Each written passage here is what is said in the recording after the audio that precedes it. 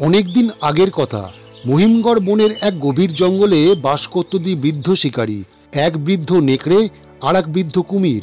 তাদের মধ্যে ছিল খুব ভালো বন্ধুত্ব। বেশ কয়েক বছর হলো তাদের মধ্যে কোনো যোগাযোগ নেই। বয়সের ভারে তারা বেশ ক্লান্ত, খুব একটা হাঁটাচলাও তারা করতে পারে না, খুব কমই তারা এক জায়গা থেকে অন্য জায়গায় চলাফেরা করে। হঠাৎ একদিন জঙ্গলের পথে দেখা হয়ে গেল তাদের দুজনের। কি রে কুমির বন্ধু, কেমন আছিস তুই? অনেক বছর পর তোর সাথে দেখা। দিনকাল কেমন কাটছে তোর?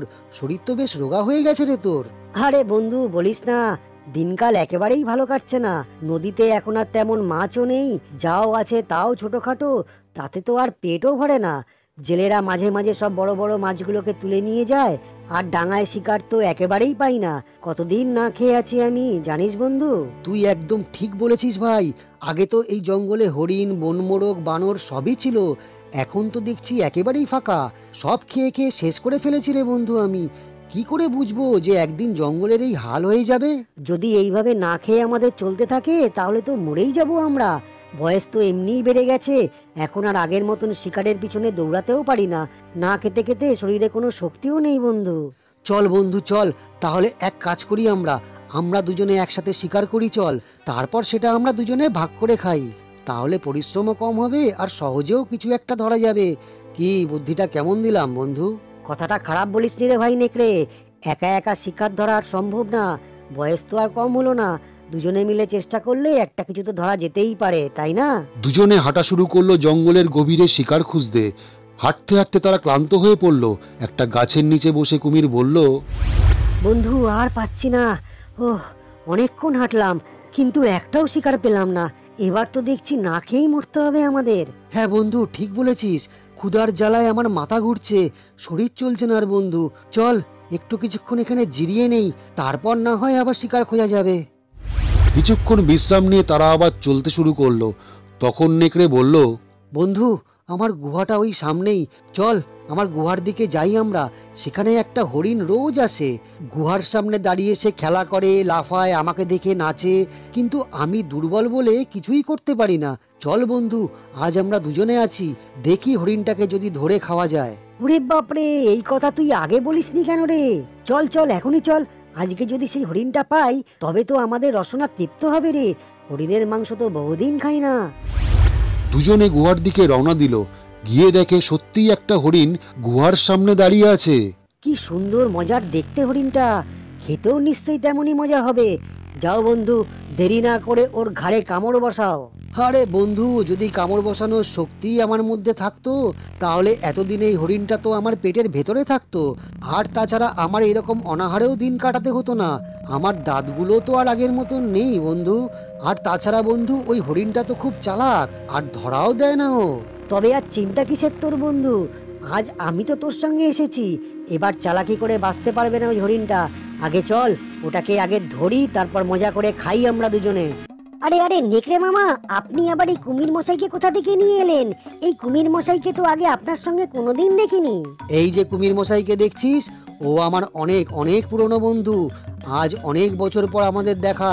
এখন থেকে আমরা দুজনে একসঙ্গে থাকবো, একসঙ্গে শিকার করব, আর পুরো শিকারটা আমরা দুজনে ভাগ করে খাবো। হরিণ মনে মনে ভাবলো, আজ তো আমি গেলাম, কিন্তু মুখে হরিণটা বলল, ঠিক আছে, আমি কোনো বাধা দেবো না তোমাদের। আমি তো নিজের ইচ্ছাতেই রোজ আসি এখানে, যাতে নেকড়ে মামা আমাকে খেয়ে ফেলে, কিন্তু তিনি তো আমাকে খাচ্ছেনই না। আজ তোমরা দুজনে আমাকে মজা করে খাও, আমি তোমাদের কোনো বাধা দেবো না। আর দেরি না করে ওর ঘাটটা মটকা কুমির বন্ধু। এক মিনিট মামারা, আমার একটা শেষ ইচ্ছা আছে আপনাদের কাছে। আরে বাবা, তোরও শেষ ইচ্ছা বলে কিছু আছে? এই তো শুনেছি মানুষদের থাকে। ঠিক আছে, বল বল তো শেষ ইচ্ছাটা কি, শুনি আমরা। শোনো তবে, আমার ঘরে তিনটে ছোট ছোট ছানা আছে, আমি তাদের একটু দেখে আসতে চাই। আর ওদের বলবো যে বড় হয়ে ওরা যেন তোমাদের খাবার হয়। এখনকার বাচ্চা তো কখন কোথায় চলে যায় কিছুই বলা যায় না। বিশেষ করে ওদের কাছে তোমাদের কথা বলতেই আমার যাওয়া, এই আর কি। তবে আমি কথা দিচ্ছি মামা তোমাদের, যে কাল আবার ঠিক এই সময় আমি ফিরে আসবো তোমাদের কাছে। তখন তোমরা আমায় আনন্দ করে না হয় খেও মামা। বন্ধু, এই হরিণটা শেষ ইচ্ছা পূরণ করতে দে। ও আমাদের জন্যই তোর বাচ্চাদের কাছে যাচ্ছে, এতে আমাদেরই তো লাভ। আর কিছুদিন পরে তো তিনটে হরিণ আমরা একসঙ্গে পাবো। আর আমাদের ক্ষুধার জ্বালাও কিছুদিনের জন্য অনেকটা মিটে যাবে। কিন্তু এই ধূর্ত হরিণটা চালাকি করছে না তো আমাদের সাথে? আমি ফিরে আসবো মামা, কথা দিচ্ছি তোমাদের। আমি তোমাদের ঠকাতে পারি মামা, তুমিই বলো। তুমি তো এতদিন ধরে দেখছো আমাকে, আমার উপর বিশ্বাস রাখো, আমি তোমাদের ঠকাবো না মামা। নেকড়ে আর কুমির বোকা হয়ে হরিণকে ছেড়ে দেয়। হরিণ সোজা গিয়ে একটা ঝোপে বসে ভাবতে থাকে, ভগবানের কৃপায় আজ আমি বেঁচে গেলাম, কিন্তু এরপর যদি আবার ওদের সামনে পড়ি তবে তো আর রক্ষে নেই। তবে এভাবে তো আর বেশি দিন বাঁচা যাবে না, একদিন না একদিন তো এদের খপ্পরে আমাকে পড়তেই হবে, তখন তো আর বেঁচে ফেরা যাবে না। না, এবার আমাকে একটা উপায় বের করতেই হবে এদের হাত থেকে পুরোপুরি বাঁচবার জন্য।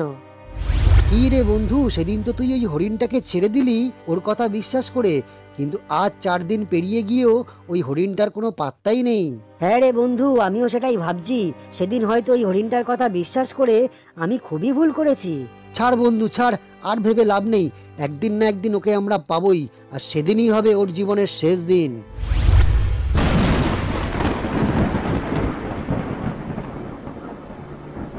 একদিন হরিণ দেখে নেকড়ে একা একা জঙ্গলের ভিতর দিয়ে যাচ্ছে। হরিণ ছুটে গিয়ে বলল, ও নেকড়ে মামা, ও নেকড়ে মামা,